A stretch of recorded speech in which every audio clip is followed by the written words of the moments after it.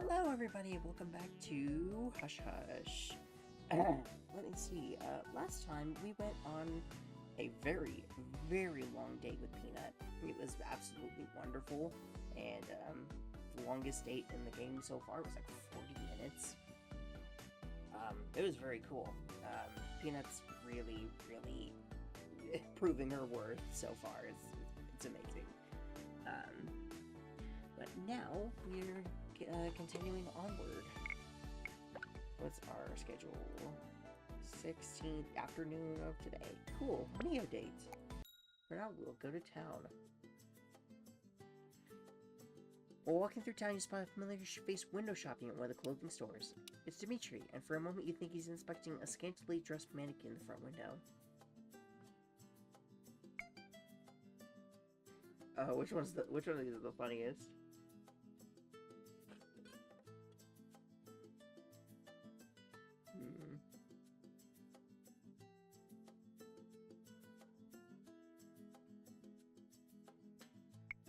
I think it's perfect for you. Very form-fitting. Oh, hello, my friend. Oh, I just realized I haven't even taken my meds or anything yet. Oh well. But you are too flattering. I cannot pull off this collar. And the lace looks much better on my bedroom floor than my firm, supple buttocks. But no, I am not admiring the fine craftsmanship of this plastic Venus de Milo, but rather the scarf on the one next to it. I am shopping for a gift for my sister, you see, but I am not so good at this. That's I nice. always wish to give her things which will embarrass, but secretly delight her.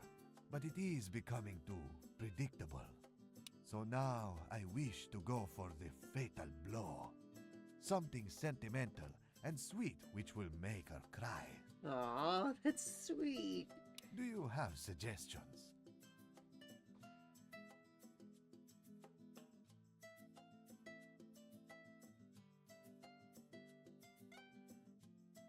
Maybe donate to a cause in her name? Very interesting. Yes, I think you may be on to something. A gift not from a store may get extra points. And Lotus, she loves the animals. A donation may do the trick. Wonderful insight, my friend.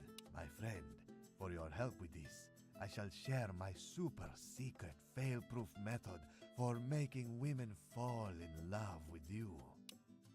Dimitri leans over and whispers something in your ear. You actually can't quite make out what he says, but somehow you feel an increase of confidence when he finishes speaking. Take my secret and go, but use it only for good and not evil. And now I'm a good girl this Farewell. run. Swap +5, boosted to 50. Damn. Dimitri leaves, and you carry on. Not totally sure what just happened, but otherwise feeling pretty good about it. Are there any ask you something crazy I need to answer really quick from you? I'm here. Great, I'm glad you're here. Okay, buckle up. This is gonna take some explanation, some trust, some imagination, some courage. May or may not have participated in a really rich guy recently, and it turns out I really impressed him. Long story short, I helped myself the most insane rich person party I've seen, and I basically have an invitation. Well, I gotta go. If you're interested, get dolled up tonight and wait for a special invitation to be dropped off at your place. It'll help you be extra foxy tonight. Okay, I'm God. Your message was not sent. Oh. Okay. Leo.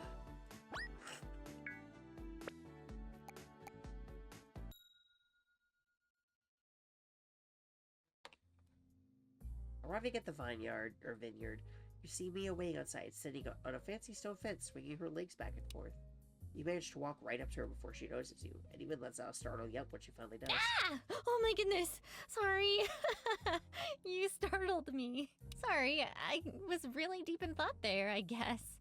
Unless you're a great deal sneakier than I thought. I'm a ninja. It's time you knew. I mean, who isn't these days? You know, I've lived here for basically forever, and I've never done a wine tour. What's up with that? I mean, they drive you to the wine. They give you all the wine. This is a genius idea, and somehow I've been missing out. You're a fool. It's the only answer. Yeah, exactly. Not the first time. Won't be the last time either. Now, I noticed there's no wine out here. So let's stop doing out here, and let's go in. You and Mio enter the lobby. It's a lot colder inside than out, as the AC seems to be on full blast. Why is the world so hostile to ladies with chilly bodies? Half the places I go to shop or hang out, I feel like I need to bring a blanket. How's a cold-blooded girl supposed to make it in the world? I'll keep you warm. Are you saying I can give you the tauntaun treatment? Cut you open and wear you like a... Wow, I'm not gonna finish that thought. That joke sounded a lot less psycho in my head. Moving on. Once you make it to the tasting room, a sommelier offers you a Mio glass of white wine. She assures you both it's a fancy wine worth your time. Ooh, this one is good. I actually prefer whites in general because reds sometimes give me tummy aches and migraines. I'm not an alcohol drinker. And before you give me sass, I don't just mean the next day. So stow away those smart aleck comments I hear you brewing up. Whenever wine makes me feel awful, I find more wine helps. That strategy only works for a little while for me. Before I'm waking up on my floor and realizing I've texted all my exes to tell them I miss them. Hey, look, wine! I'm gonna drink it. So, kidding aside, how's the vacation going? Half over, right? Are you on track for all the trouble you wanted to cause by now?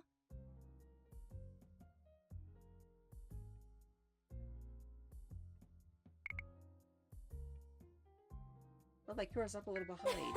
You bastard. Don't be hating on all this.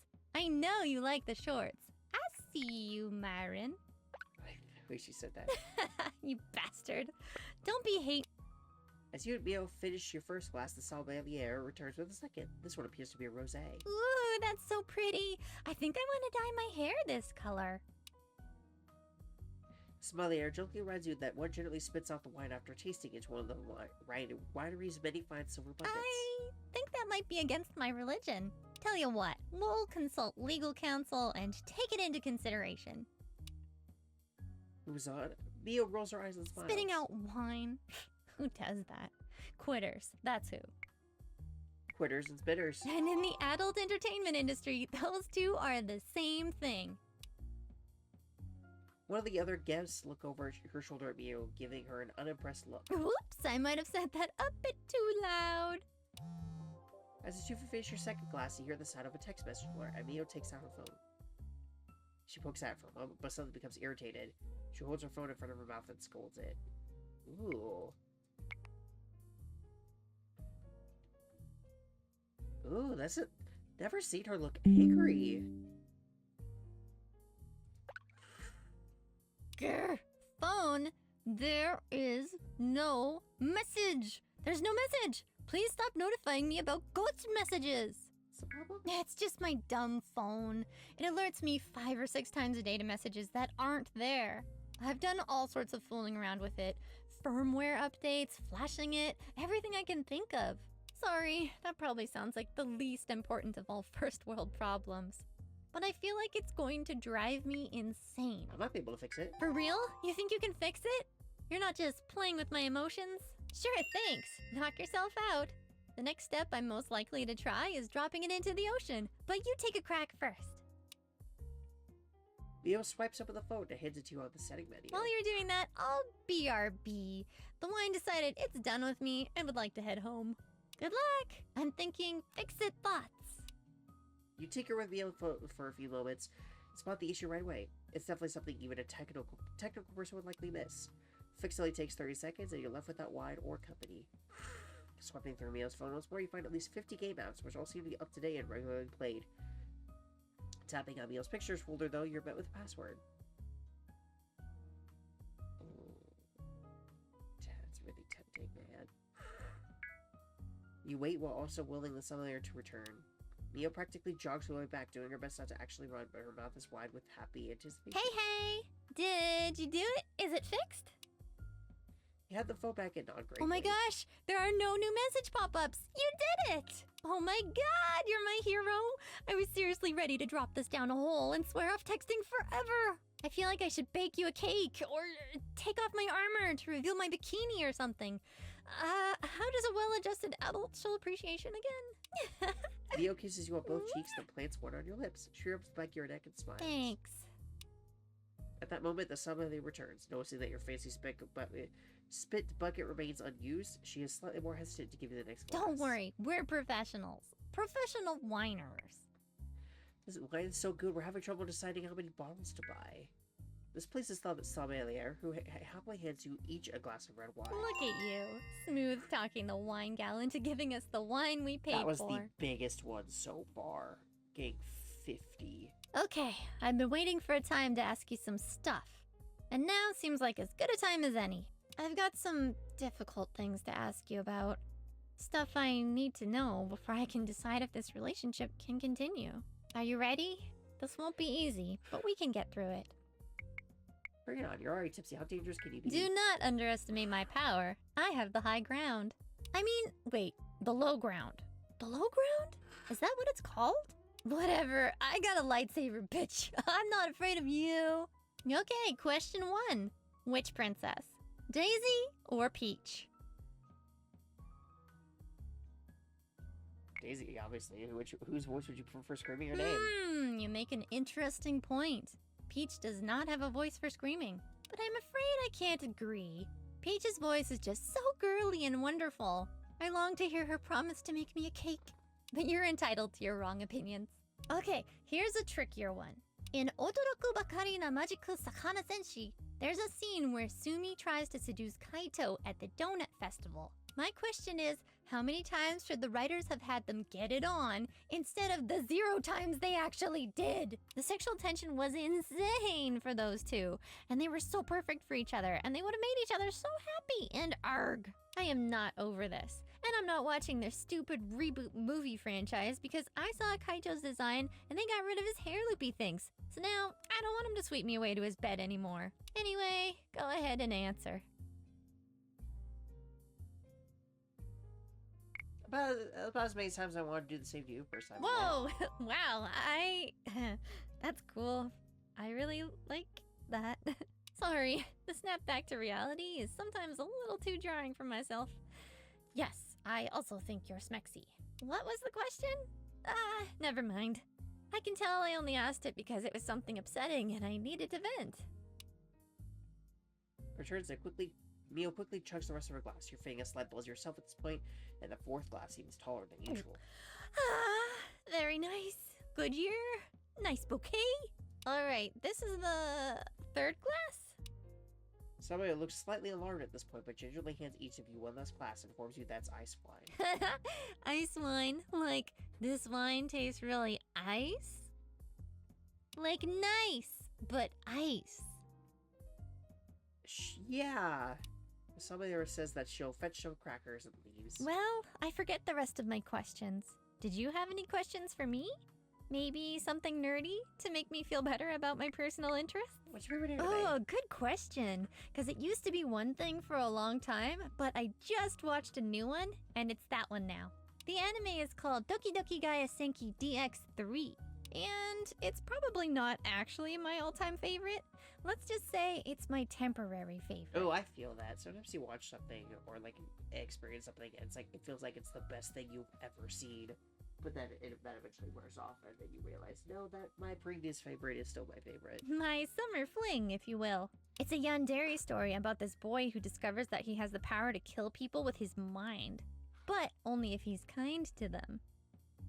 So the whole show is him trying to be as kind as possible to all the people who are awful to him or who are just his romantic rivals for this girl he falls in love with. That actually sounds pretty interesting. It's heartbreaking because there are times when he's trying to use his power to defend himself, like he's getting beat up and he's trying harder and harder to be nice to the bully. And then he can't be nice to the girl he loves because otherwise, well, you see the dilemma. Very invested now. Yeah, that's what I said when I read up on the storyline. So, okay, as dumb as this sounds, my favorite part of the anime isn't the yandere. It's actually the senpai, the girl that the main character is in love with. And it's because, well, I feel really, really connected to her. She doesn't have the most screen time, but she's written in a way where she's just sort of a quiet character. Like, the loudest part of her is actually the world just dealing with her. Every time she's on screen, she says something that gives everyone a little boost, you know? And as a result, all this misfortune befalls her. She's got stalkers. Her friends keep dying.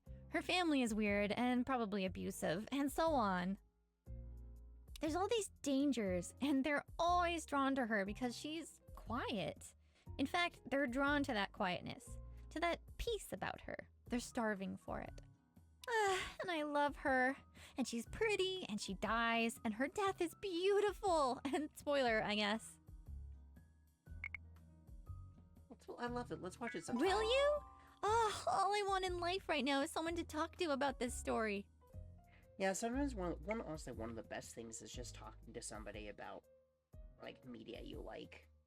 Like, getting somebody to engage with something you like and then be able to talk to them about it. It's incredible. I know it's kind of silly, but whenever the universe makes me feel this way about a certain character or story, I feel like I need to slow down and pay attention.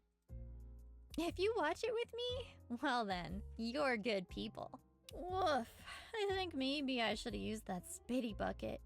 I'm already a little inebriated.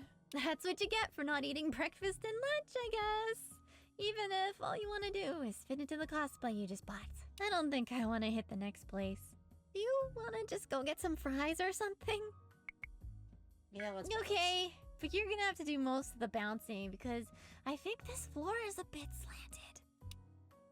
Anyway, Mia tells the seller that she had a wonderful time. No one seems to mind that she's a little tipsy. It is, after all, a wine tasting. Once you're outside, the fresh air perks both of you up. You watch Mio giggling to herself as you call a ride there, ride share and look for a place that serves fries. It's so weird sometimes. What is? Just to want what other people have, even their pain. I was just thinking about the senpai from my show. Sometimes I feel like her problems are better than mine because, I don't know, they're a more worthwhile pain, I guess. It's hard feeling like your problems are self-inflicted nonsense. It's not that you dislike the pain, it's that you think it's mundane and unimportant. Important pain, Weird thought. That sounds a bit like depression. Does it? It's probably just hunger. I need fries for sure. My stomach sounds depressed when it growls. Listen! Oh no, feed me, you jerk!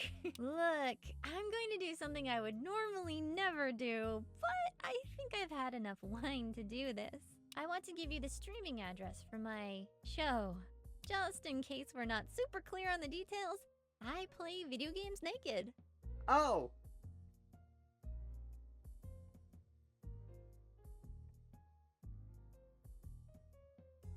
People tip me money. Sometimes I do more than take off my clothes. It means I'm a big fat bot, and the internet hates me and loves me at the same time. It's very confusing. I see. I want you to watch it, and then I want you to talk to me. Talk about what? Anything, everything. I haven't talked about this really weird thing I do with anyone, and I feel like, I don't know, I feel like I have this secret identity or something. Just watch it, please. I need someone else to know. Someone to talk to about it. Will you do that for me? Yes. Thank you. I know how weird this sounds. And I know the wine probably isn't helping. Thank you. I love her voice. Or it's helping a whole lot. I don't know. Mio's quiet for a while as the two of you wait for the rideshare. She plays with her hair and bites her bottom in a way that's kind of sexy and sad at the same time. Before the rideshare arrives, she says one more thing. I have a stalker. Yeah, I kind of figured that out. Mio seems to freeze after she doesn't look at you side as she literally holds her breath till you respond. Like right now, nearby? No, not here. At least, I don't think so. There's this guy, or gal, I suppose, that follows my stream. They've donated a lot of money to me over time.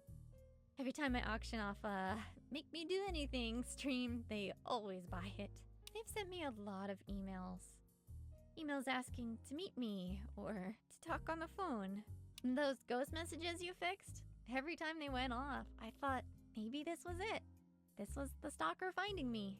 it's sort of maybe why they were driving me crazy. And that's why you're thinking about stopping. Well, yeah, I think about it all the time. But it hasn't quite gotten bad yet. That's just another thing I needed to tell someone. The red chair arrives, Mio actually squeezes your arm before you get into the car. I think I'm actually going to walk home now. It's really nice out, and I don't live far from here.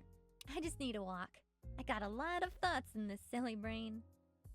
Do you want to take the red chair? I can walk. No, I would much prefer to walk right now. Thank you. Mio leans over and kisses you. Mwah. See you later. Thanks for everything. Don't watch Doki Doki Gaia's Thank You DX3 without me. I'll know, and I'll cut you. I'll text you the website for the stream. Bye! Mio walks away and the red chair takes you to French fries. 20 at level 420 out of 20.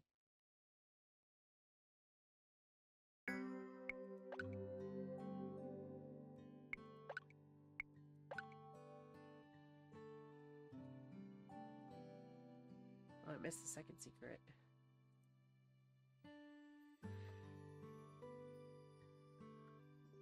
Well, damn, that was a really, really fucking good one. We're getting into like the really good shit, aren't we?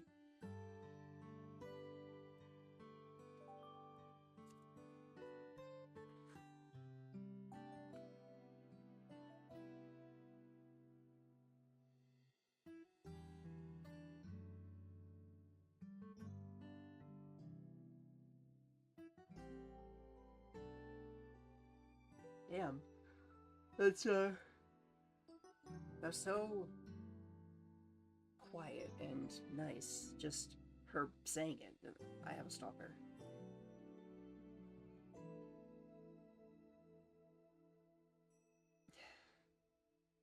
I love her. I love her voice, and I love everything.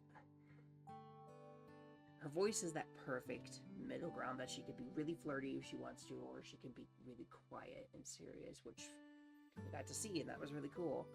Also, I mean, obviously, that she was a streamer and that she had a stalker. I figured that out. I didn't realize it was she streamed naked.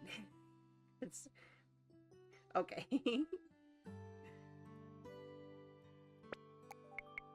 Oh, hi, Peanut.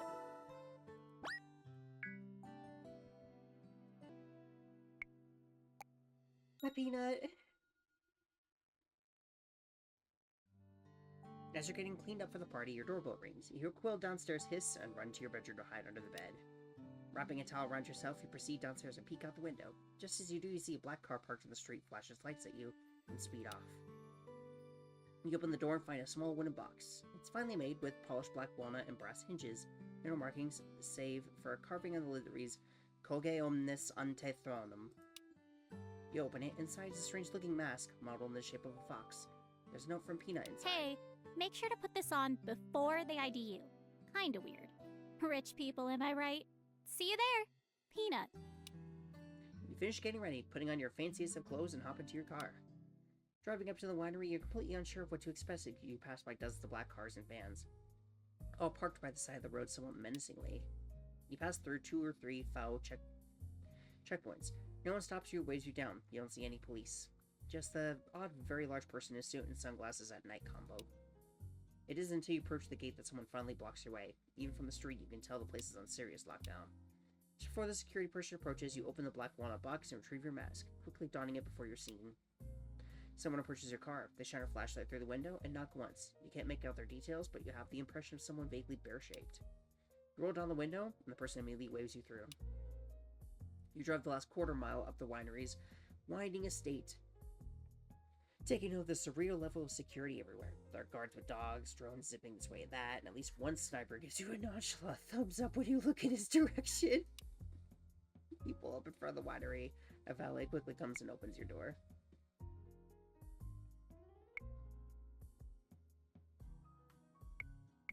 You address me as Foxy and nothing else. The valet nods, surprisingly somber. It does not make eye contact as they take your keys. You will address me as Foxy and nothing else.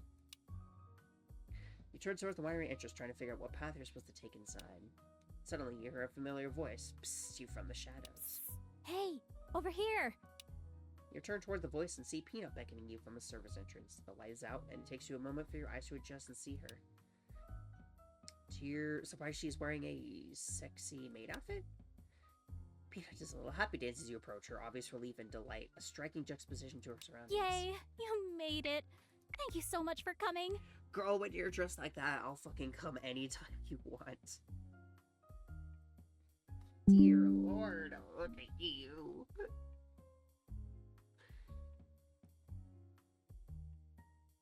Oh, I love you. You are beautiful.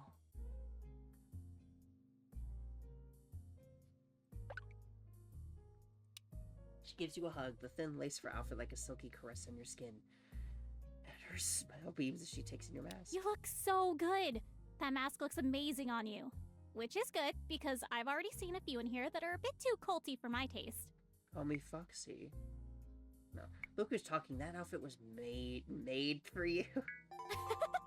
You know, I said that exact thing when I first tried it on today. Brain twins.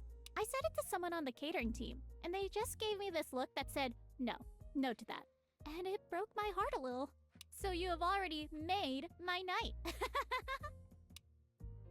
Peanut takes you by the hand and leads you into a hallway somewhere in the basement of the winery. Come this way. There's actually an extra layer of security just inside the party, and I'm not 100% sure, but I think you need to know a secret word. And once you're past that, though, no one knows anyone. You're not going to be bothered. This is a real hush-hush event, I guess. Really? We got all three. Crushed, Blush, and Hush Hush. Okay.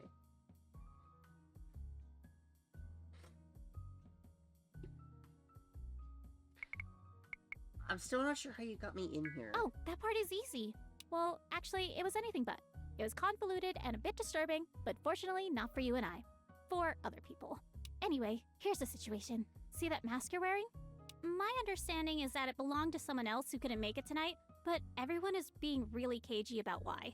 Apparently, it's very, very important that person attend the party, but, like, not the person who was supposed to wear it. The mask itself. There is this group of scary suit-wearing people who are fussing about it. Where are we gonna get an ordained proxy? And then a bunch of arguing in French. So I poked my head in and said I knew just the person, and they seemed extremely grateful and handed me the box with a great deal of ceremony. Anyway, long story short, I was already a bit weirded out because of the outfit and the job offer. Yeah, it's definitely a So cool I thing. figured, why not just ask a friendly face to come be my support? Ta-da! You're here? Awesome. Surely this sounds cool, weird, and cakey. I'm in. I knew I could count on you. And also that you would find a silver lining and make it sorta inappropriate. Okay, the party is just through here. Last chance to bail. And please, don't feel any pressure.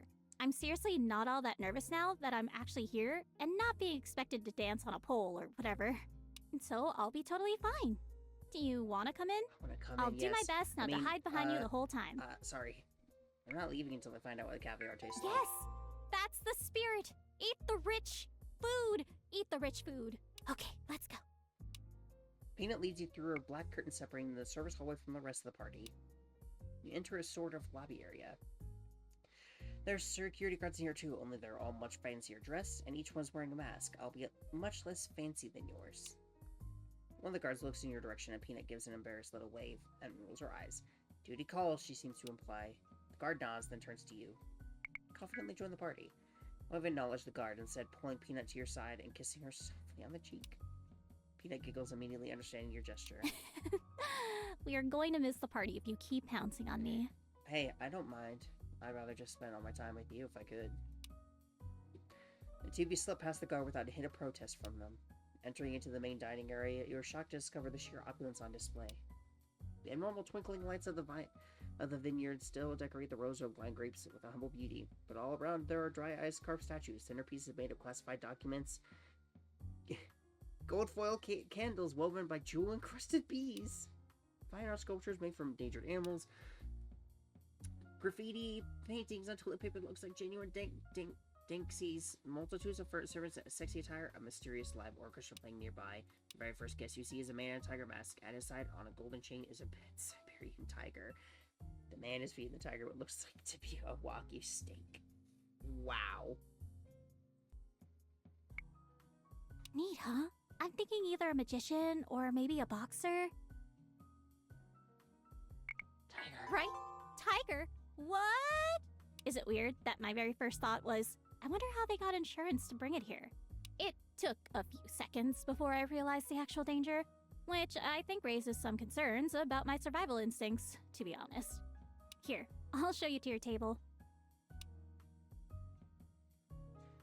Peanut walks over to the smaller, more intimate tables outside. Judging from security and cutlery, the small tables appear to be reserved for the wealthiest attendees. You overhear a woman talking about how gosh sunlight is and wishes the government would hurry up and build the new Sun Point 2.0 that seems to get approval from the crowd. What?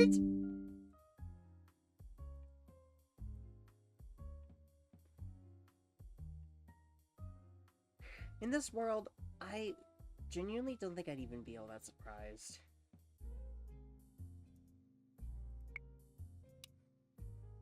You're led to your seat, and Peanut draws the chair out for you. She gives you a wink. Bonsoir.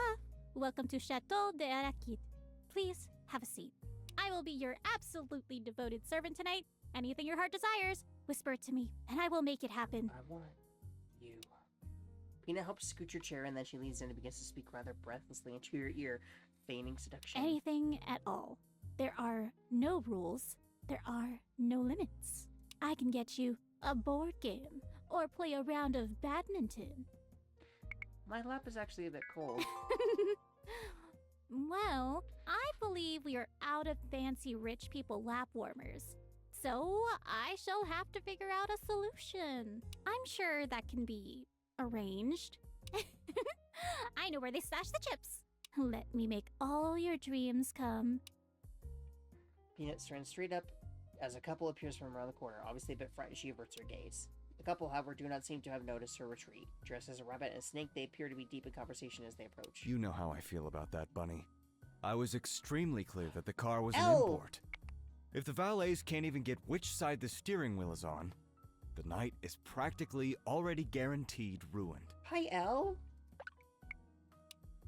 Oh, my love, my darling, my morning star. Maybe not. Wait, You is it? simply must learn that when you are flawless, you must Okay, expect the world to Maybe be it's flawed. not Elle. That doesn't sound like her. But everyone has that excuse. And your appeals to my ego are naked and crass. Oh, sweet. That's definitely Dorian. But Mm. Bunny reaches over and squeezes Serpent's cheek ever so slightly. He attempts to prevent himself from puckering with an affectionate scowl. Naked and crass is what bunnies are for. You know this. Methinks you doth protest too much. One way or another, you're going to devour me tonight. So do try not to pretend I you really don't hope enjoy that's it. not Elle. And it's not like a dual personality kind of You're thing. incorrigible. You're aroused. I'm furious. It's the same thing, really. We will talk about this more later.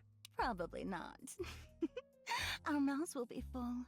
For the love of... But turn toward you at the same time, as though part of a strange choreography they practice, and Bunny seems delighted to see you. Serpent, however, looks right to Peanut. Darling, it's been so long.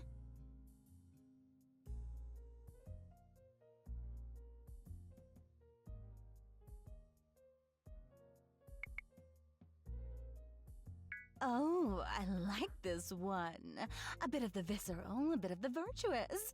I love it. Serpent, my love, say something to this passionate fox. I want them to like me. Charmed. Oh, phoo! You are ruining everything. Quite the feat with a single word. It is the best word. Oh, for boring our little fox here, for scaring them away. Foxes should be scared of snakes. And they should eat rabbits. Darwin would be thrilled with this conversation. Excuse me. Serpent approaches Peanut and whispers something to her. Her eyes snap open. She looks to him slightly shocked. Oh, yes. I mean, oui, monsieur. Please. Excuse us for a moment. I must speak with this... maid. You give Peanut a look and she gives you a quick, it's okay, thumbs up. She and Serpent takes a few steps from the table. May stands by her seat and clears her throat. Get out and help her with the chair. You still walk over and pull her chair out. Bunny leans over to you and kisses both your cheeks in gratitude, then sits. Luckily you were here. Who knows if I could have figured that out? I must say, this is a special treat. There's one thing I cannot stand about these cabal parties. It's the repetition. You are new, little fox. Oh, my favorite thing. Hopefully, I am at least one or two of yours. One of my favorite things is to give a beautiful woman bunny ears, and I can barely control myself. Oh, you flatter me. Please keep going.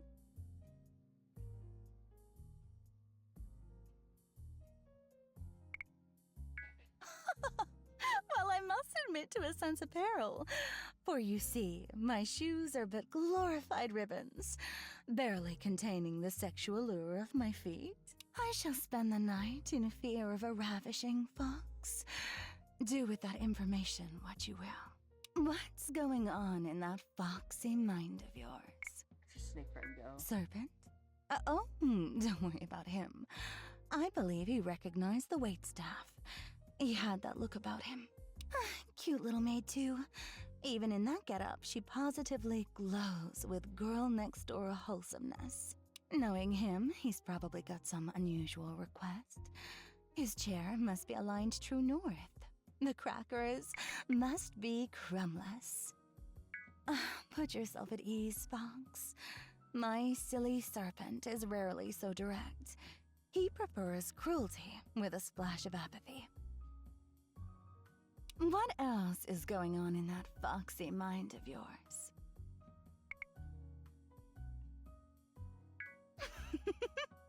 Oh, darling, I am Bunny.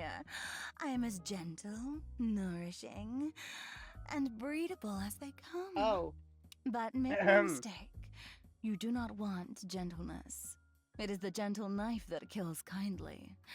What you want is a friend, and I will be at least that to you. It is indeed very nice to meet you, Bunny. I know it. She winks at you and bites her lip ever so slightly. You seem a little distracted. Oh, my sweet fox, do not concern yourself. Serpent never bites the staff. He saves his venom for work. See? Here they come now.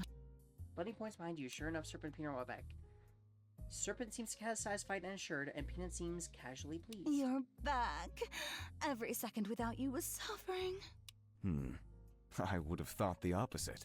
That's because you don't get to ever miss yourself. You're always right there.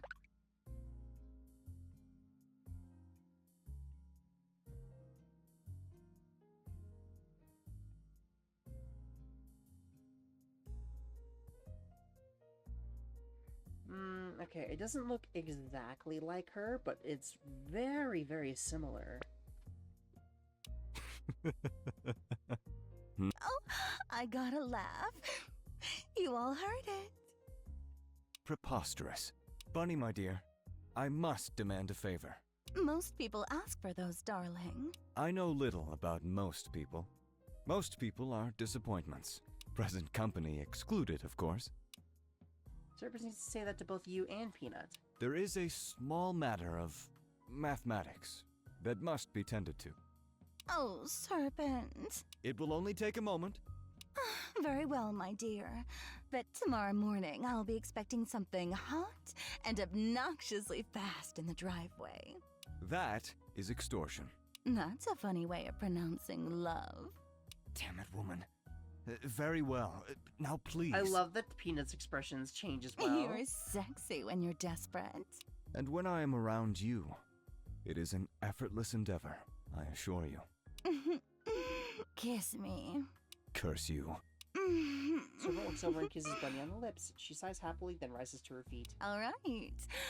What part do I need to play in this little favor? Go with this insightful maid. Her eye and her mind are engines of splendor. That's me, I guess. Okay. Lead me on, sweet maid. I'm sure answers will present themselves eventually. Peanut and Bunny depart, and Serpent sits down at the table with a faint sense of weariness. What? Who? Oh, Miss Bunny? Well, of course you would think so. She can control your thoughts and coerce your appetite. Or did you mean the maid? In which case, I suppose you're also right. She's I mine. do not tend towards those who are attractive so honestly. I would only harm every beautiful thing about her, such as the life of a serpent. And even he finds Peanut attractive. The truth is rather banal. I know the mademoiselle. She is a craftsman of symmetry, and I called upon her services. Alluring Please. them. I do not harbor such inclinations toward Miss Nutt. Though, truthfully, if Bunny returns with hair askew, there's no telling what they may have gotten up to in absentia. And before you inevitably put it all together, this meeting is not coincidence. I requested Miss Nutt. I arranged her to our table. I ensured she was well compensated. I assure you, I'm enjoying my good fortune to be part of this. Excellent. I commend those who seek pleasure on their own terms, and are willing to find it anywhere.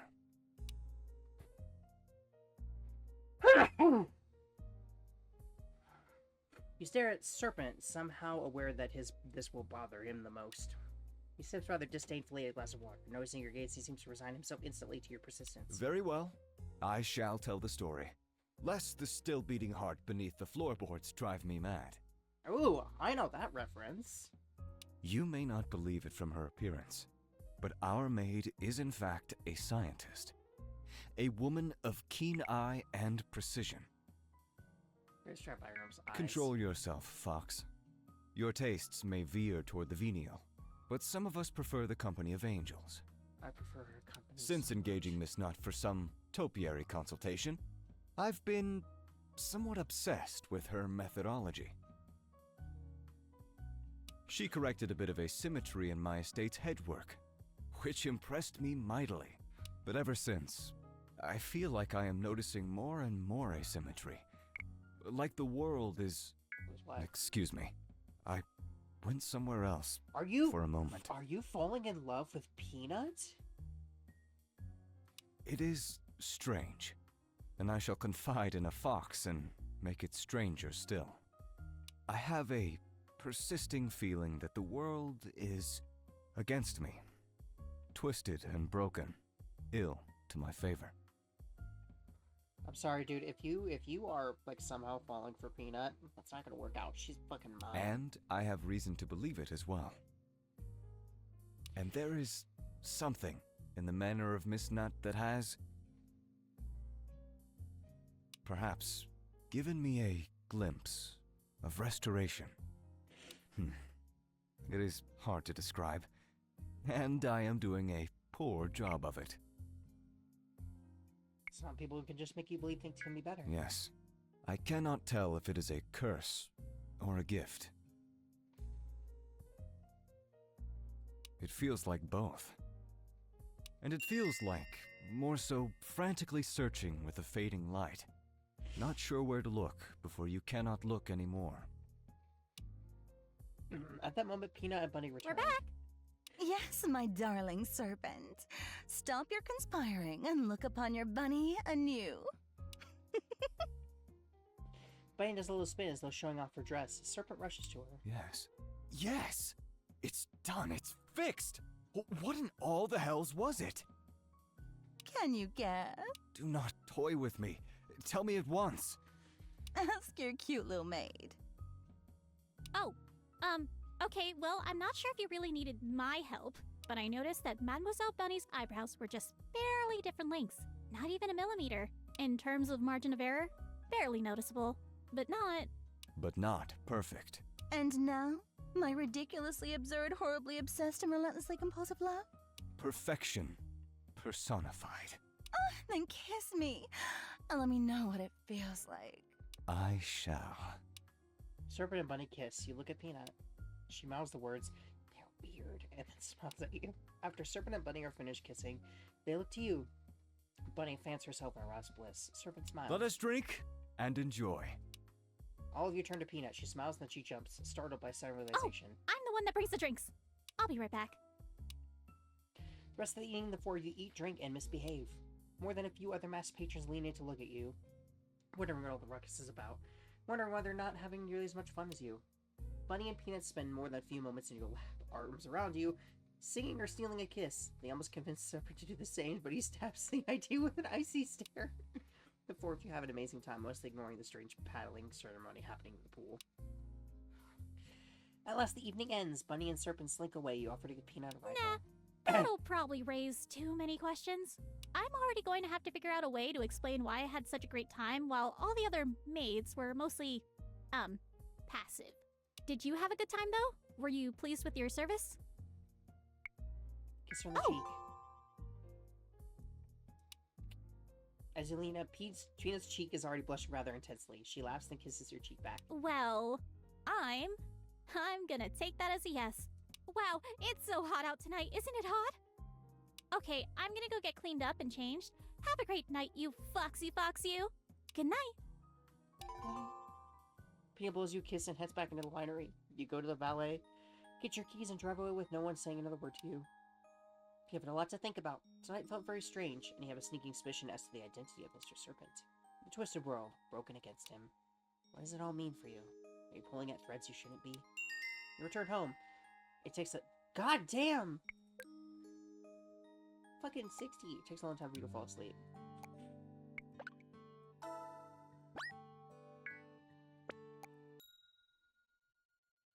Feeling all pulled to a summer day, you decide to stop in at the hospital. I mean, why not?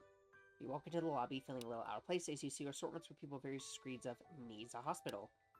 A nurse is eyeing you, and you can tell that you're already being judged for your not needing a hospital vibe. You look around for an alibi. You see a sign that says, "Read to a child event, right now." For a moment, you think that it's an odd typo, but realize that it's intentional. The sign has a photo of Elle attached to it. You sneak over in the direction it's pointing for the nurse works up the gumption to play security guard. Walking down the hospital hall, it takes only a few minutes before you find the right room. Sure enough, Elle is in there, sitting in front of a huge group of sick children, holding a book. Hello, everyone. Which story do you think we should read today? There's an explosion of answers and enthusiasm from the crowd, and Elle giggles at some of their suggestions. I'm afraid I don't know the one about Kitty Katsanova. Aww. How about Jack and the Beanstalk? I always like that one, because... Oops. The kids laugh and agree. After chatting among themselves, they suggest chocolate is better. Alright then. Once upon a time, there was a poor village where no one had any food. All of the food had been taken by an evil giant with pink hair who lived in the clouds and bossed everyone around. The kids boo generously. I'm no fan of giants myself, but then I don't watch much football anyway. Elle giggles so the joke goes up for most of the kids. Let's continue. Elle continues to read, and you can't but help but feel a little dreamy listening to her. Her calm energy kind of takes over the room until all 40 kids are in a spellbound silence, listening. But just as Elle's getting to the part where Jack cuts the beanstalk, she falls asleep. You see her head dip forward, but thankfully she doesn't fall out of her chair. The kids suddenly become worried, and one or two of them begin to make fun of her. Her Sleeping Beauty. In your most heroic voice, you point at Elle and say, "Oh my, it's Sleeping Beauty!" All of the kids spin in their seats wondering who spoke, but you can see them instantly become more interested in the idea. Whisper, "Is she really Sleeping Beauty? Yay! I was Sleeping Beauty. I knew she was Sleeping Beauty the whole time." After a solid and somewhat tense 2 minutes, Elle stirs again. She realizes quickly that she's had a spell, but she's screamed with 40 inquisitive children asking if she is indeed Sleeping Beauty. You see her smile, and she has to dab away a few tears. Well, I'm not sure. I'm at least sleepy. Do you really think I'm Sleeping Beauty? The kids agree. It's unanimous. Elle beams and says softly, voice cracking a bit with emotion. Well, thank you. That was very nice of you to say. Oh. Let's continue our story, shall we? Elle continues to read the rest of the story. You decide now's a good time to slip away unnoticed before any of the kids give you away. Aww.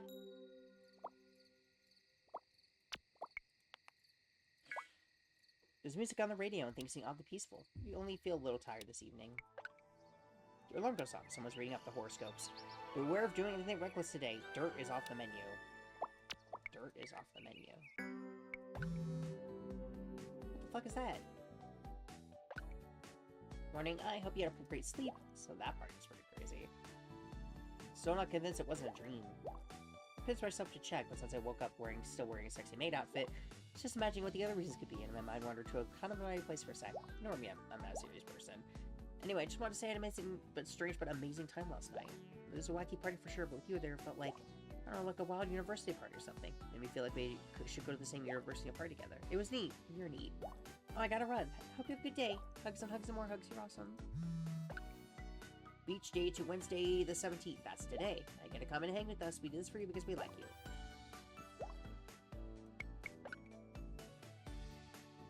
I can be there. I'm there. Yes, victory. Just bring your volleyball play shorts. I don't like Callie looks. She's tricky and handsy. See you this afternoon.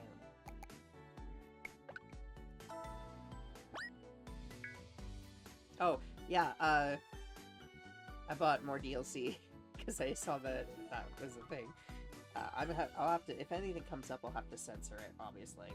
But, yeah, I bought that for myself because I'm a degenerate.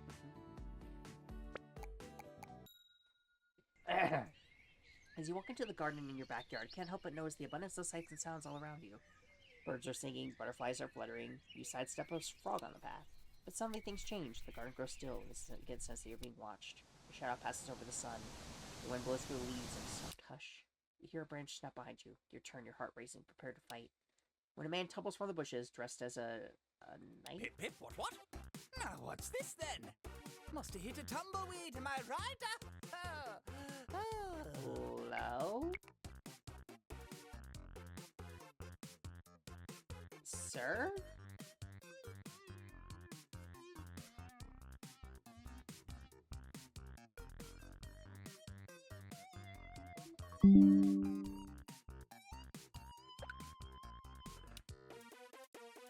Man pops up onto his feet with surprising aplomb, brushing himself with dirt and bracken. Nothing like a summer trip to start a great adventure, I always say.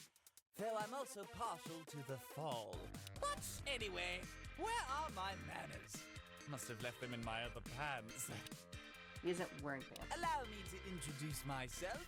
My name is Sir Vix, a knight of the Holy Socks, as well as other holy sects. Lots of sects. I get What it. brings you to the Enchanted Garden? Is it a quest? You look questionable. I wonder what's going on here. You mean besides a pleasant bout of gallantry and a little bushwhacking? Stay a while and listen, for my tale is one of misery and woe. I journeyed to Sabrosa under truly bizarre circumstances after I was given something of a kickstart. For located in this town lies a hidden treasure so powerful it could bring the Order of Holy Socks and knots of sects to their knees. In the bad way. In the bad way. And that power is the legendary chicken binding. Are you in the right game? I assure you this is no game. If anything, it would be more accurately described as a visual novel or something. I mean, Whoops. yes, but Sorry, that's also a did I say game. chicken binding? I always mess that up. The hidden treasure is called the hentai. Oh. Are you because of the 18 plus? Ah, I see you speak the ancient tongue, which is one of my favorite appendages. But yes, hentai. Well, if you would prefer hentai. Much like my wizard companions, I don't care how you spell it. This kingdom is rife with hentai, hidden every which way, in nooks and crannies, and I assume folders labeled homework and business. If a knight were to find all of the hentai in Sabrosa, there's no telling what they would be capable of. No telling, of course, because it would likely be censored. Right. But alas, I can draw no further to the city than this. There is a powerful force called immersion that would be broken if I were to try. Breaking immersion would result in a process called bad reviews, which would be the death of us all. I can sense I'm straining immersion just by speaking to you. I assume it's safe, though, since you appear to have a sense of humor. So, I must abandon my quest. Unless there was someone else worthy who could complete the quest. I love your voice. If you were to search the city for the mythical hentai, you could claim its legendary power for yourself. And I could tell the holy sects that the quest was finished. What do you say? Do you want to search for hentai? I believe I'm saying yes. Yes! Yes is my second favorite three-letter word. You will need to search high and low to find all of the hentai in Sabrosa. Higher than a kite, lower than the lowlifes. It may be hidden in the background, in certain dialogue options, maybe even in weird Easter eggy spots. And I'm not totally sure exactly how many there are, but if you return to my garden from time to time, I should be able to give you a good guess how many are left to find. Best of luck on your quest. If you can find all the hentai, it will be my pleasure to induct you in the Order of Holy Socks and Lots of Sects. Click the background, look for dialogue options, guys. Hey, yeah! That's a lot easier to say it that way. Here, to start you off, I'll give you the single hentai pic I've found. Click on the 53XY pics option in your gallery to check it out. Oh. Take I'm care, for hentai. moisturize well, and steel thyself for an arduous journey. You have my support. Farewell, fellow adventurer. Until next we meet.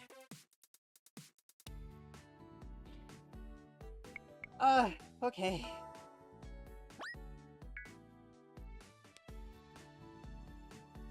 Check the gallery. It's a pretty good image. So, yeah. Go to the cafe. Spurs Clean Being and already here to meet you cheering your arrival from inside. Seeing as it's not very busy, the situation is all the ingredients for another Teach Lotus to Flirt session. As if on cue, as soon as you enter to meet your announces, it is so. Ah, my friend, you have returned. And today, I think is the perfect opportunity for Lotus to get some more practice in. Dimitri, no! I'm putting a stop to this before it gets started again. I feel like I've only just now finished blushing from last time. All the more reason that now is the right time. Haha. I'm sure our friend is very busy and just wants a coffee for a ride home. So be it. Let them decide. Cyrano, do you have time for another Lotus lesson? I always have time for a Lotus lesson. Yes, the perfect response. Ay, how do I let myself get talked into these things?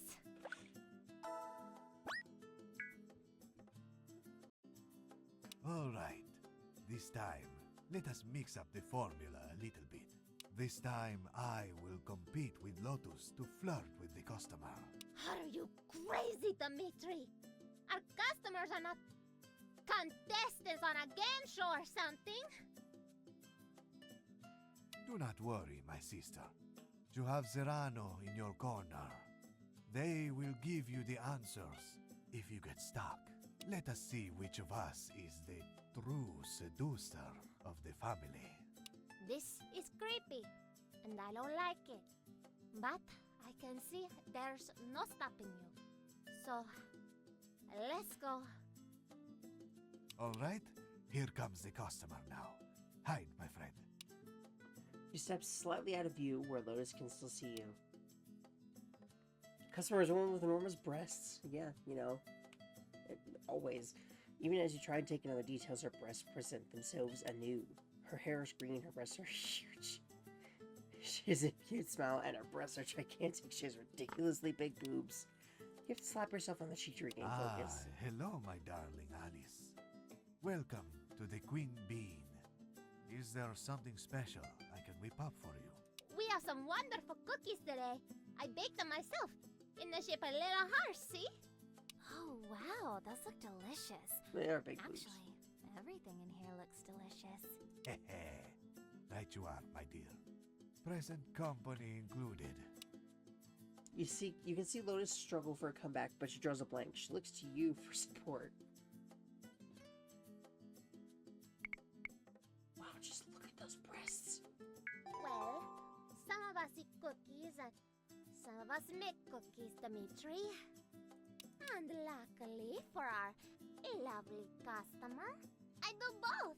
Oh, well now, that is a tempting set of skills. Well, after all that talk about sweets, I can't leave without any. I'd like one of those chocolate-filled croissants, if you don't mind. Your wish is my command, beautiful. But your wish is also my command. So I will also get you one. Oh, my sister. It is not necessary. I have the tongs. Leave the matter to me. But I made the croissants. So I think I'm better suited to pick the best one. How is this challenging? I will, of course, pick the plumpest and most delicious one for our lovely customer. I don't really know what's happening here, but I like it. Lois looks to you for help.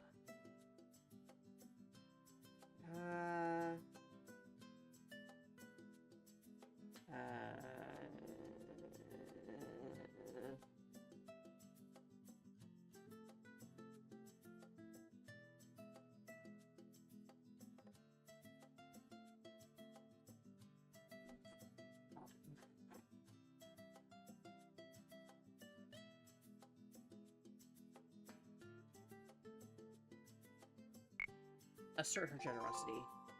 Lotus's eyes light up at your suggestion, and she nods. Dimitri, you're really not getting my hint. If you don't give me those tongues, I can't slip our customer an extra dessert. To let her know how much I'm attracted to her. Dimitri and Alice's eyes both wide in surprise. Alice is clearly enjoying this back and forth, and Dimitri begins to stammer. Oh, yes, of course. I was thinking of also giving her extra. Maybe 3 or 4, or maybe the whole dozen, or... You know what? You may take this one, Lotus. How can I compete with one so sure, so exceptional? Okay! The siblings hand Alice the bag of goodies, and she pays. Lotus is positively beaming, and Dimitri looks woe-begone, as though the heavens have crashed upon him. Have a great day! We hope to see you again! Alice goes to turn away, but then she Hey, smiles. listen. I'm not sure what you two are doing, but it was hella fun and cute. And I'll just put it out there, but I've got plenty of love for the both of you, if you're ever into that sort of thing, depending on how close you two are.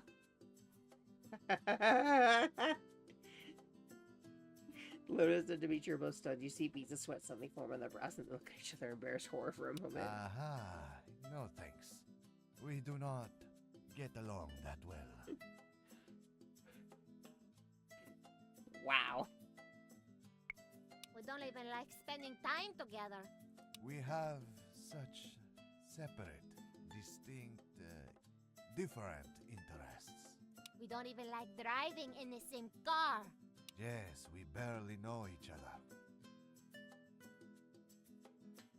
Signal Lotus to laugh it off. Seeing you signal her breaks Lotus out of her horrified trance.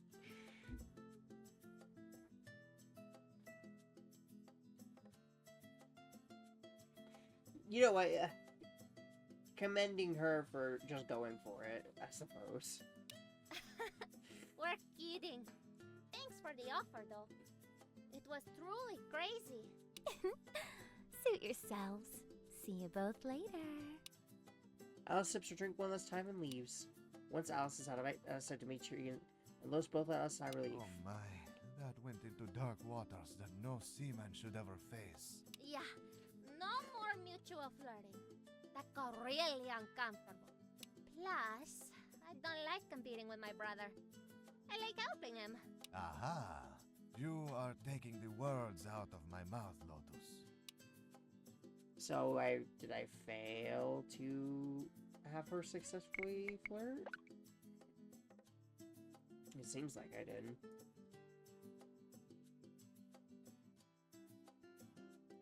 Yeah, okay.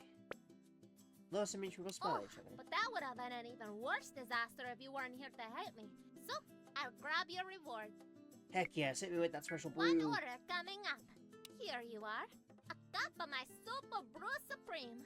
Drink it, and be well, my friend. Alright, Dimitri, we need to get ready for the rush in an hour. I shall fetch the mop. And use it Oh, yes, that too.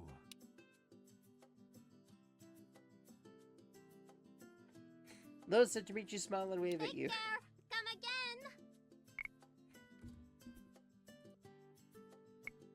It is your destiny. You take a sip of the Supreme Brew Supreme, Super Brew Supreme, and it is good. Oh no, I did it! Okay, good. You feel super energized as you turn your attention back to your own matters.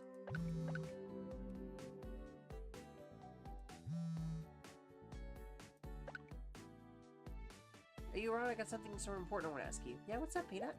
Oh, right, you're there. And now you're waiting for me. Say what's on my mind. Oh gosh, Actually, never mind. I just forgot what I was gonna type. How embarrassing. Yeah, you know me, silly little Pete, always forgetting stuff. Have a great day. If it makes it easier, I completely adore you. You do? Oh gosh, it does. Here goes nothing. Do you want to go out with me? Like, on a date? Like on a date, a real date. Please say yes. Intriguing. Tell me more about this date.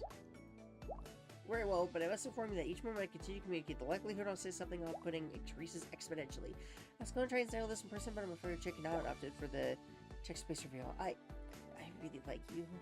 Over the last couple of weeks, every time I've gotten the chance to hang out or do something together, I've started getting really, really strong feelings. And I've done my best to ignore them, and I don't want to put our friendship at risk, and it's so overwhelming. There's this really special thing happening, a meteor shower that happens every year, and I'd like to watch them with you, together. Maybe we might see what might happen if we're together under the stars? Do you want to? Oh, that's like my dream date. It's hanging out under the stars. That's like a dream date for me. I would love to. What? You would? That's amazing. Oh, honey, sit down. It's a date. Maybe tonight at the beach. I'll bring everything we need. I can't wait. See you tonight. I'm sure you get lots of sun. So I was wondering what might be up to when it goes down. Say maybe on Thursday the 18th. I guess we're straight up with whipped cream, chocolate soft, served a la bonbon. You think, are you busy? You're not busy. I'm not busy. We can get busy together. Yes, I am. Well, let me check with Mia first. Hey, it's me. Thank you for the winery date thing. That was fun and special and fancy. I loved it. Hope I didn't get too carried away. Wine has a seat of power in my heart. Anyway, I was just thinking special thoughts about you. I want to let you know. Look forward to our next get together. You're cool. I like your face. Okay, I'll stop blowing up your phone. Laters. 18th. Mine. Just scribbling. My customers are suspicious now. See you Thursday the 18th, love. I need some coffee before I go see Iro. Notice Dimitri's. Then I said to him, of course, I wish. Hello, my sister is away. Coming right here.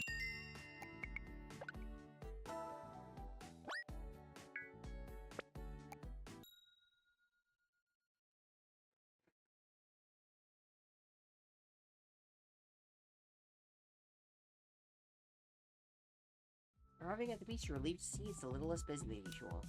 The throng of pale sway tourists sitting shoulder to shoulder has been mostly replaced with more eye-catching beachgoers. Grabbing your gear, you make your way to the north end, where Iro said the waves were the sickest. You spot Callie and Iro out in the water. It appears that Iro's trying to teach Callie how to surf. You can barely make out their voices over the surf. Oh my god, Hero, don't let go! I have to let go at some point, Callie. You need to learn to fly, little bird. No! I'm not a bird! Or a surf bunny! Whatever animal surfs! This is adorable. It's I'm adorable. a lynx. As in, links arms with you and doesn't let go! I think you're enjoying this too much. I'm going to let go. No! Betrayal! Callie awkwardly tries to leap into Iro's arms, and surprisingly does exactly that. For about 2 seconds, then the two of them fall into the water. When they surface once more, they're both laughing. Iro splashes Callie, which seems to make them both laugh harder. That's when they spot you. Hey! Look who it is! You can do it, Callie! I believe in you! See? What did I tell you? Listen to that. Everyone can see your potential. I believe in you.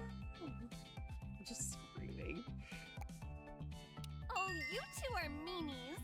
Telling innocent girls such falsehoods. But thanks. I enjoy pretty little lies that make me feel good about myself. The two women leave the water with Callie running over to you as Iro is dragging her surfboard to their beach blanket. Yay! You made it! How are you doing? Any luck with Iro yet? Not yet, but I've been hitting the gym. I think I've caught her miring once or twice. Oh, well, I didn't want to say anything, but you're definitely looking more swollen.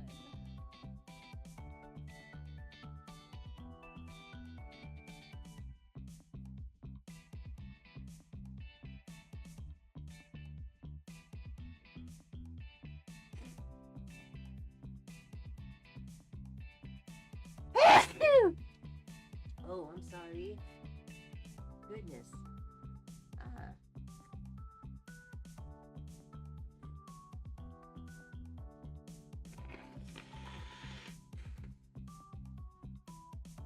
Or wait, the expression is swole, right?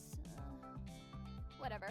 You look amazing, and I want to jump your bones. These are good things. Okay, before we get all busy with visiting, I've got some hot tips to share. Hot tips! That's what she said. Sorry, focus, Callie. Hot tip 1. Iro isn't much of a drinker, but she can't resist Radlers. You know, like grapefruit beer? I've never heard that before. The only time I've seen her desecrate that beautiful temple of hers was when she discovered them. I brought some today! Nice. Hot tip 2. Iro has only ever dated people she was friends with first. She's definitely a feelings first sort of gal, but you might need to give it a little jump start.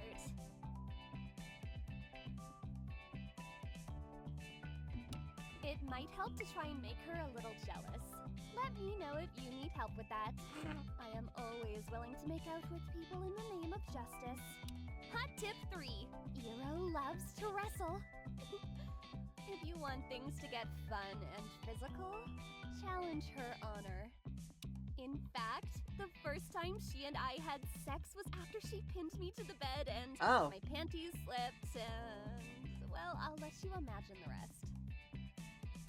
Okay, good to know. Okay, got all that? You are a unique friend. Thanks! I take that as a sincere compliment. Just remember, you're the one giving her sparkly feelings in her pants. I'm rooting for ya.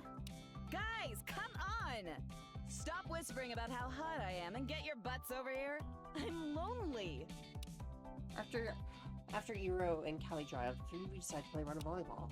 Iro insists on taking both you and Callie on. She makes fun of your feminine hips and Callie's spectacular tits. They do get in the way of spiking. It's okay. They're nice. You look nice. Thanks! Now, are we gonna do this?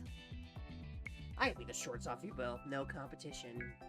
Oh, whoa! Better call bylaw because someone just shit on the beach. Well, I gotta say I'm liking the sound of getting my shorts beat off. That's right up my alley. Callie, focus. We gotta make a fool of this fool. Then we gotta make fun of him. I get goosebumps whenever you talk rough and tumble. She does have a nice voice for it. All right, Callie, you're with me. Let's do this. Game on. Oh. Wow.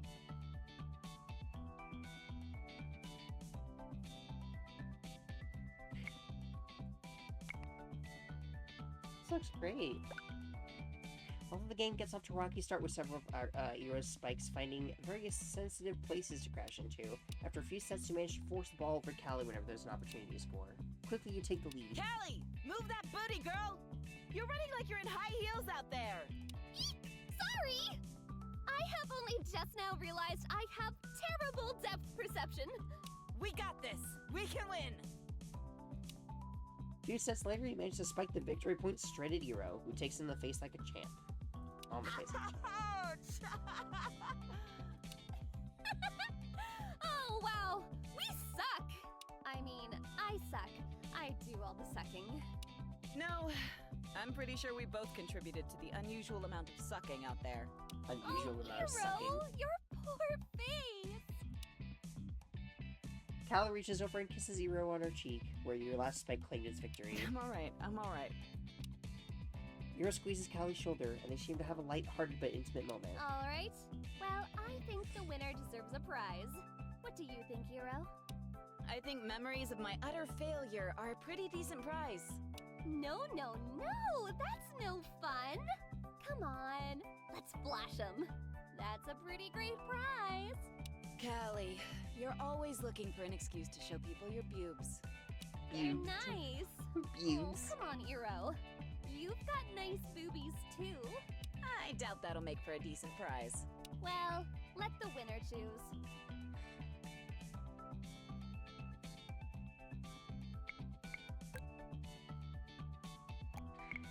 How about heads you flash, tails I flash you? Ooh, preying on our gambling addictions.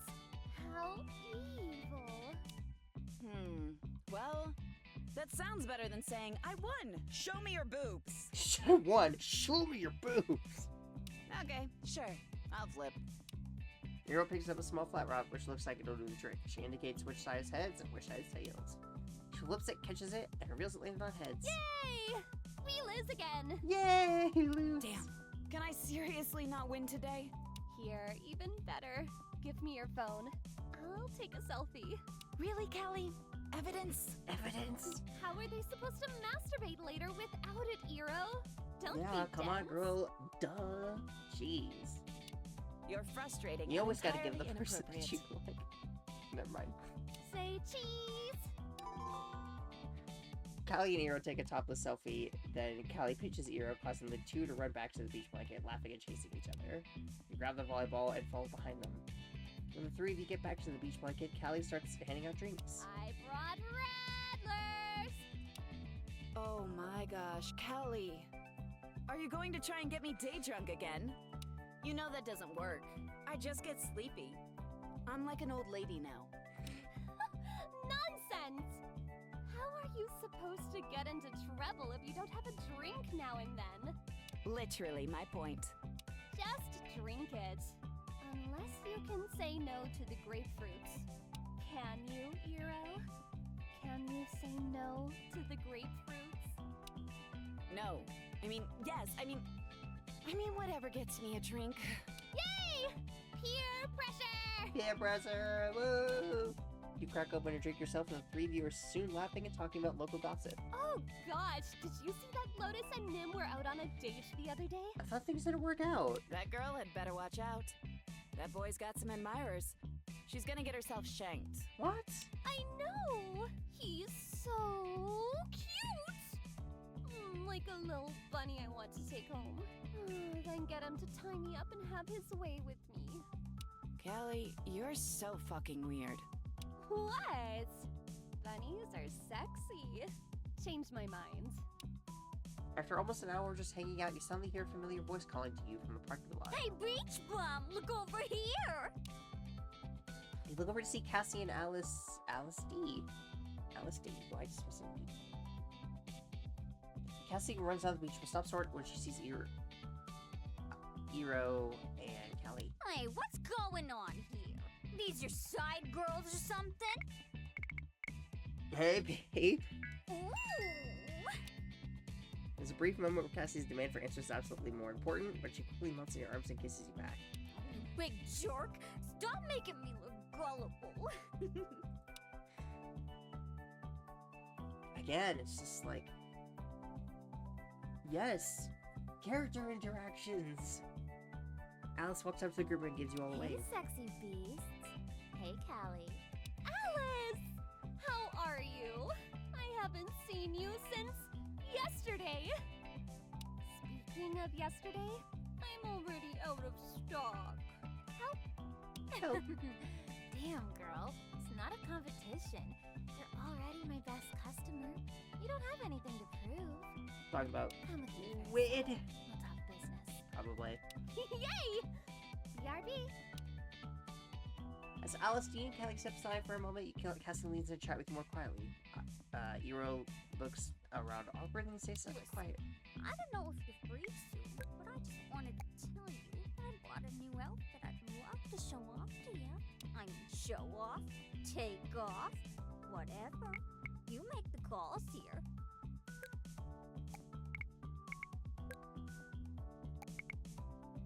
Busy up? No, maybe if you've been good. Easy, you know Damn it. I'm always behaving myself. All right, Alice, we gotta roll. Quit flirting with your clients. See you later, Callie. We'll chill together soon. Yay! My favorite. See you soon, sweet cheeks. Bye, Cassie.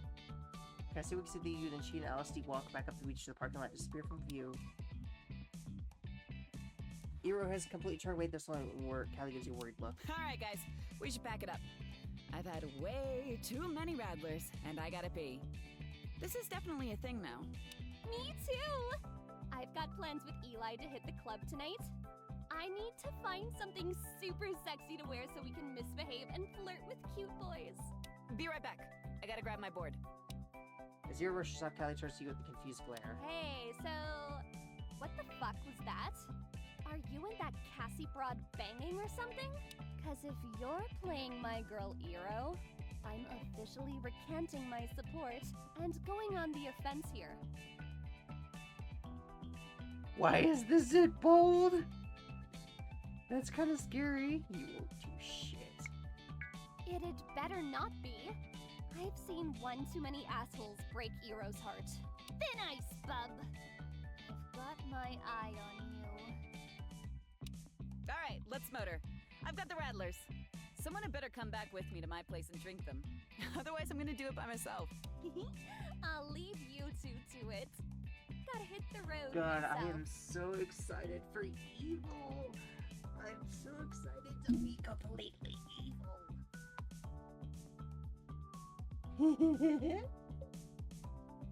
And I will do it immediately so I can start with those boosts to life.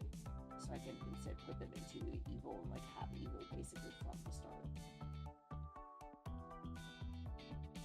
Because again, I only need like 2 or 3 for each one. I haven't seen any that's been more than that. So I can be completely evil. See you later! Bye, Callie. Punch Eli in the arm for me. I will! Callie gives you a thumbs up, then jogs up the beach. You cool to hang out at my place for a bit? It's just up the beach ways. I recognize this dream where the hot girl offers me beer. Yeah, me too. You'll have to help me find my skimpy lingerie when we get home, though, so I can look the part. I warn you, it'll be dusty. Doesn't get much use. I'm not what you'd call dream girl material. Ooh! The two of you walk up the beach a short ways, turning the corner of a large sand dune. They find Eero's beach house. You like it? This is my crash pad. It's technically my family's, but most of my bros live out of town now. And my dad hates the beach. Nice digs. Heck yes, nice digs. Is your house on the beach? Huh? Didn't think so. Come on, let's go pee. But not together. That would be weird. You walk inside the beach house, noticing right away that it's super clean. The sunlight pours through an enormous bay window, and the house has a wonderful, fresh smell. There are all kinds of workout and sports equipment around the house, and there aren't any walls between rooms, just dividers, save for the washroom. There's no TV washroom.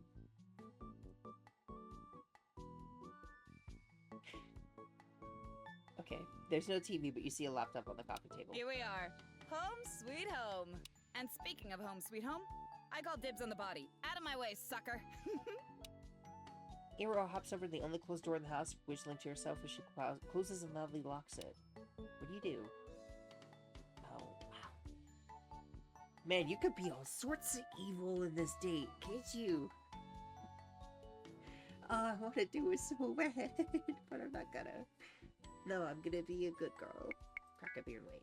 You listen to Iro perform several old songs while she's in the bathroom, strategically replacing words with puns related to bathrooms. In the jungle, the mighty jungle, the lion peace tonight.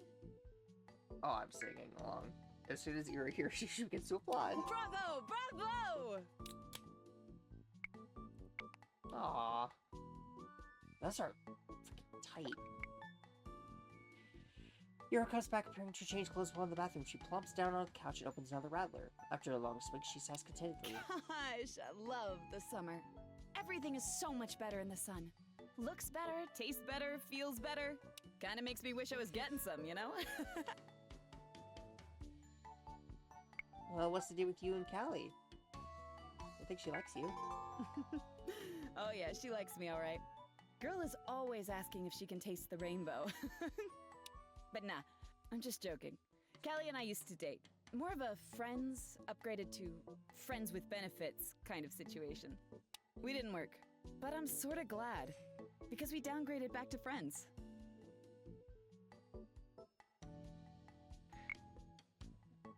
I get the... No, she and I both seem a bit interesting in relationship status. Oh god, don't get me started with those two. You'd think it was their lady bits getting neglected. They mean well, though. I love them both. Obviously very differently. Obviously. Now we're getting personal. So you're having dress well, hey? No more deers crying all the time. Hey! Watch your mouth! You're gonna hurt my feelings! But nah, you're right. When I first met you, I thought you were going to get all super flirty with me. And I just wasn't into that at the time. Then you gotta look at this hot bod. Well, yeah. If I met you now, I'd be all over that. Alas, the friend zone and all that. Friend zone can be really nice. I think maybe you should switch to something a little stronger. I feel like my defenses are down a bit. Been a while? Getting some, Oh I mean. god, it's been 11 months since the last time I had sex. And it Wow, wasn't even good I can't sex. even imagine. You'd have to go back a going few more that months for long that. with sex. Whoa. Holy fuzzy, it's been more than a year. My boyfriend lives How in do I another even know if country. everything is working down there now?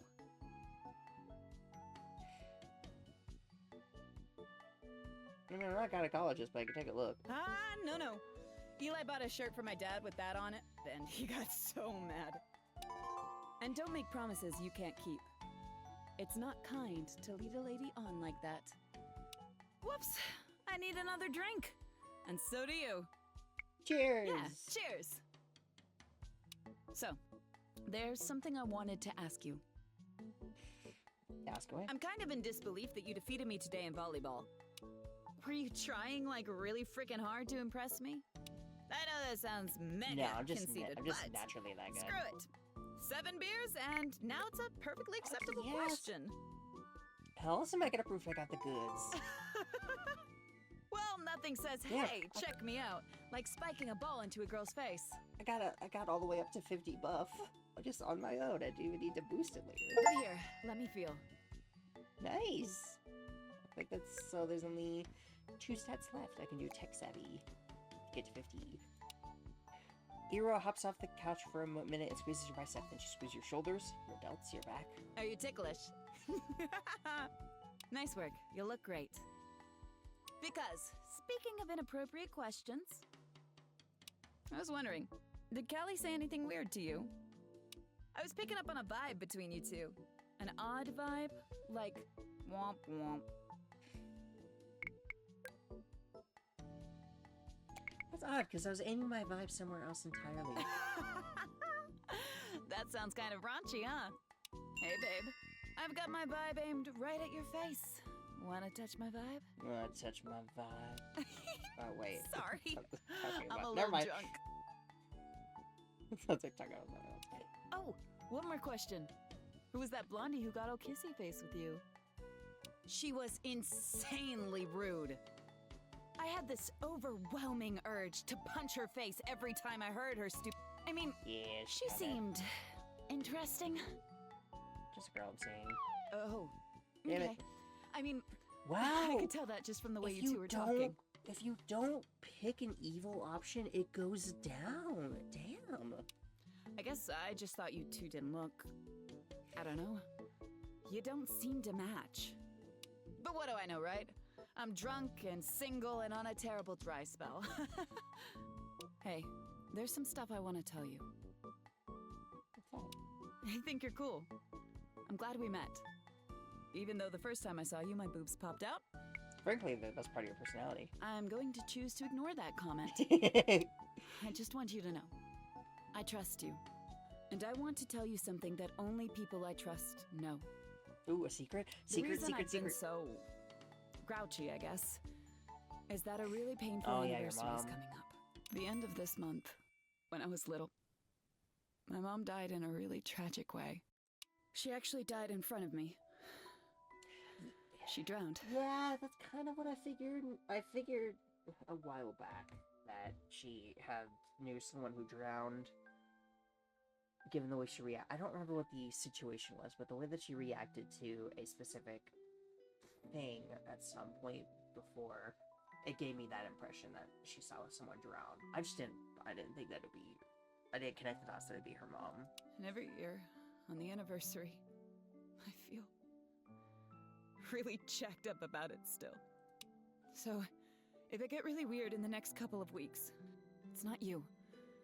It's just me dealing with some stuff. I just don't want to drive you away is all. Sorry, Hero. I'm speechless, but I promise I won't go anywhere. That means a lot to me. I worry about it. You wouldn't be the first friend I lost because I'm so messed up about it still. Alright. Most important question of all time. Yep. Can you defeat me at wrestling? Before you can make sense of what she means, Ira springs for the couch and tackles you. Aha! Sneak attack! She pulls you to the floor and tries to lock her arms around your waist. For a moment, you're completely thrown off balance. Her legs are incredibly strong and she manages to almost pin you to the floor. If I pin you, you've got to do whatever I tell you. I'm sorry, I keep just thinking about the frickin' evil stuff and just how easy you don't even have to boost it that much. Like, at the most, you have to boost it 10 times, so 5 days.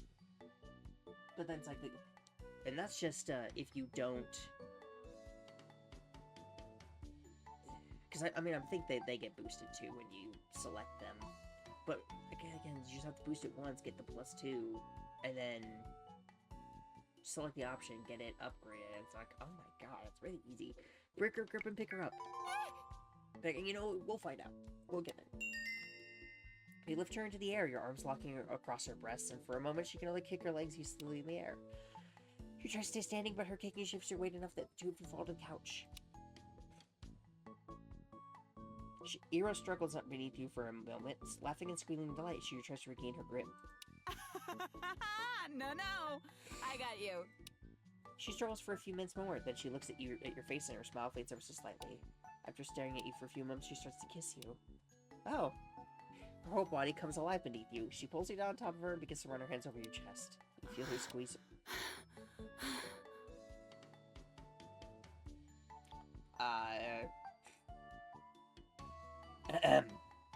One moment. Let's just skip this just in case. Okay, so, to summarize, she wanted us to have sex with her. I said that she was drunk, so I was like, you're drunk, are you sure? And she started crying and ran to the bathroom, and the game says that, basically said,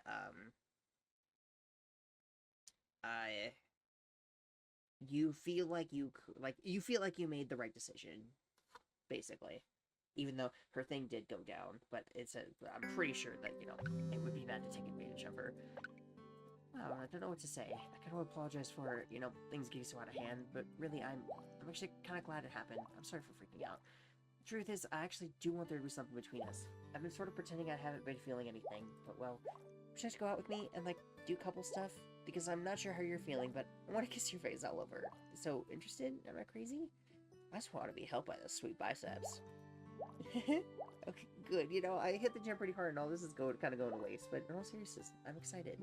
Excited to, you know, discover where this goes. Looking forward to our next date. See you soon, hopefully.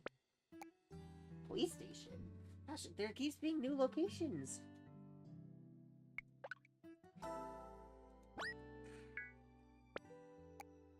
wonder how that part goes in the non-18 plus version. Because I mean, she was naked. She had a naked sprite. So, but I don't know. As they're making dinner, and Quill is tripping out over some catnip, you hear a knock on the door that sounds strangely authoritative. Oh, Fumi, you pull your pots and pans off the burner and go to the front door. Quill has already vanished by this time, and you're not likely to see her for the rest of the night.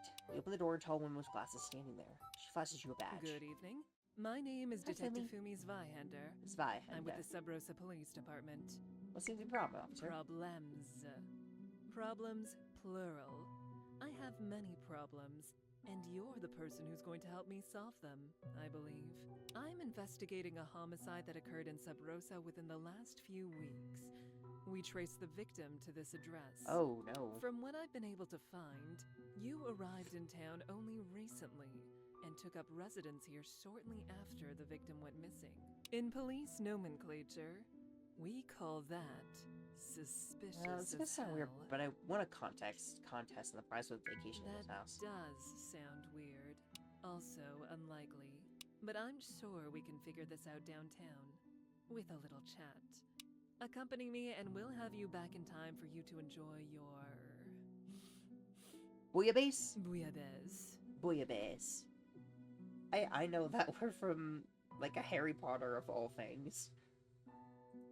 Yes? No? What's your answer? Yeah, let's get it done. Excellent. There's nothing more arousing than efficiency. Man, I am so curious what your story is. Also, I think I just completely missed out on Alpha because she was only in for a week. Oh well. I know there's the achievement for doing all the side stories in a single playthrough, and I'll have to do that. I'll do that eventually. You get into the cop car and Detective Fumi drives you downtown. She speeds the whole way with lights flashing. It's uncomfortable, to say the least. When you arrive, Fumi leads you inside the building through a side entrance. Every cop she passes waves hello or gives her warning. Hey, Detective. Fumi! Kicking ass out there? Hey, Swayhander. Brought back a little something for the box? Not yet. We'll see how they cooperate. The box. Man, there's so many backgrounds. God, this game is great. Fumi leads you into an interrogation room. She promptly closes and locks the door, then pulls the plug on the security camera. A little Oh, privacy. nice. That's the only thing I want with you. Privacy. If that was a pickup line, you'll have to try considerably harder. And don't think I haven't noticed those fuck me eyes you've been giving me since I picked you up. I'm not going to give you favorable treatment just because you're cute. Let's go over a few things. You arrived in town on flight C-69, air ferry on July 1st. Of course. The house you're currently residing in is a private residence, which you claim to have won in a sweepstakes of some sort. Yep. You have no contacts in Sub Rosa, no friends or family. It's your claim you're vacationing here. So tell me, are you a drug mule for a major criminal cartel operating out of Sub Rosa? What? If your answer is yes, I can fetch you a lawyer and we can be super quick here. I mean, I'll be whatever you want me to be, officer. What I want is for you to be compliant, which is perhaps a poor choice of words. Anyway, it was worth a try. You'd be surprised how often that works. If I did. Just asking the criminal if they're guilty. Oh, you don't have any? So your entire story is just that, okay. Listen, I'm going to lay things out here as clearly as I can. You've stepped into some major shit, and you had no idea, but you've been tracking it all over the place. The SPD has been keeping a close eye on persons of interest, and you yourself are one of them right now. You've been reported interacting with certain other persons of interest, and we can't find any evidence of this so-called contest that brought you to Sub Rosa. It's a cool coincidence because I would say that you're pretty much my number one person of interest. Fumi looks up her file. She has a bored expression, but something flickers in her eyes like interest. If you're flirting with me, I would suggest ceasing. No. I would break you in half. And not in the good way, but also the good way. Moving on. In any case, you couldn't be acting more suspicious if you tried. But Sorry. your background check didn't turn up anything strange or remarkable. You're not on any of our lists, not even the boring ones. You're squeaky clean. It's like you've got a blank backstory. But you wouldn't be the first person to come to Sabrosa and get caught up in the absolute underworldly bullshit that goes down here. So, here we are. I'm telling you right here and now, you're on my radar. Good to know. And if you come across anything that might prove even the slightest interest to me, I highly recommend you report it to me. You are my lackey, my sub. I've got my sexy 9-inch heeled boot on your throat, and there's Oops, sorry. so do the right thing and be my pawn out there in the field. And so, if you have nothing of interest to add, we're finished here. What if I want to be more than a pawn? Excuse me? Interesting. Are you implying that we could arrange a more constructive rapport between us? Because if so, then I could arrange for a few perks for your assistance in this investigation. I need you to be very clear in your reply. Yeah, I'm down for constructive rapport. Excellent. You are as astute as you are attractive. Fumi reaches into her jacket and hands you a card. This is my private number. If you call this, it will come directly to my secure line. If you're upfront with me and contact me with any suspicious activity, I'll return the favor by keeping your ass out of the crossfire. We'll be like a team. Team Fumi. Agreed? Let's go, Team Fumi. Your enthusiasm is misguided. Join forces with Detective Fumi. Subscribe, grub up. Alright, if there's nothing else, you're free to go. I was starting to Make wonder sure if to maybe call me I if you missed need me. her thing, but damn. Okay. I honestly think the only one I've probably missed is Alpha, but you're really attractive. Fumi stops writing something in her file. She arches her eyebrow at you, but otherwise doesn't seem upset. Obviously. What's your point? You're mind-blowingly attractive. I lick the butt for you just a chance to see up your skirt.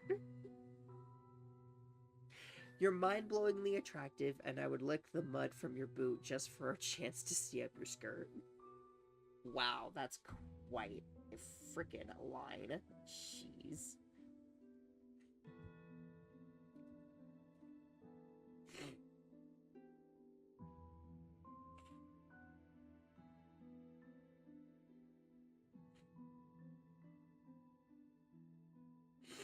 Sorry, I'm writing something down. Now Fumi puts her pen down. Her expression is stony when she suddenly rises to her feet. Can't help but be startled. She eyes you with a glowering, menacing stare. Your heart quickens in your chest, your loins constricted in anticipation of being slapped. Suddenly, Fumi pushes the files off the table. She grabs your leg collar and pulls you on top of her onto the table. She kisses you ferociously, clawing at your clothes, biting your lip with aggressive urgency. Oh, good God. I knew I felt something between us. My police badge has been tingling the whole time we've been talking. Take me, you charming idiot!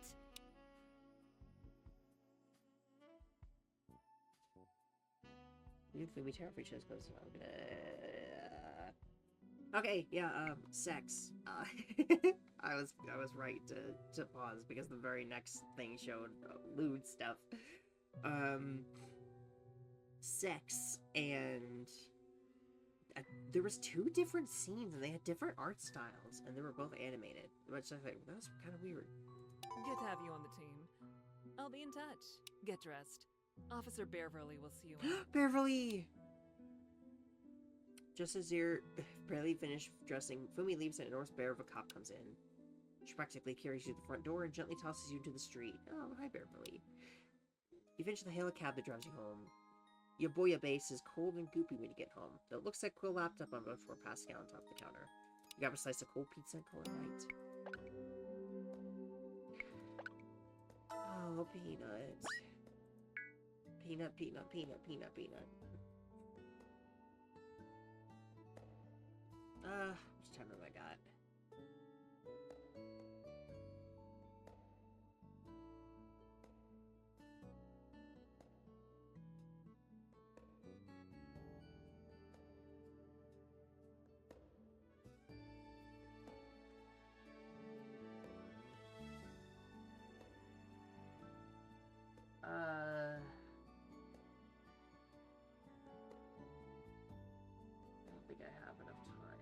because Peanuts dates usually go for a while.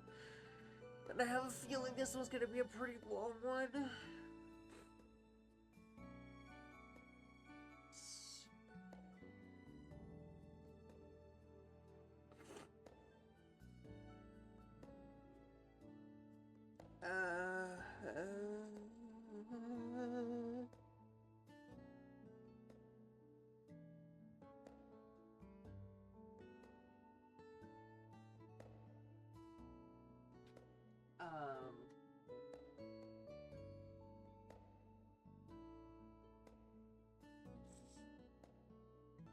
Yeah, I'm gonna leave the game, this episode here. Thank you all so much for watching. Please leave a like if you enjoyed, subscribe to see more, and I'll see you in the next one. Bye!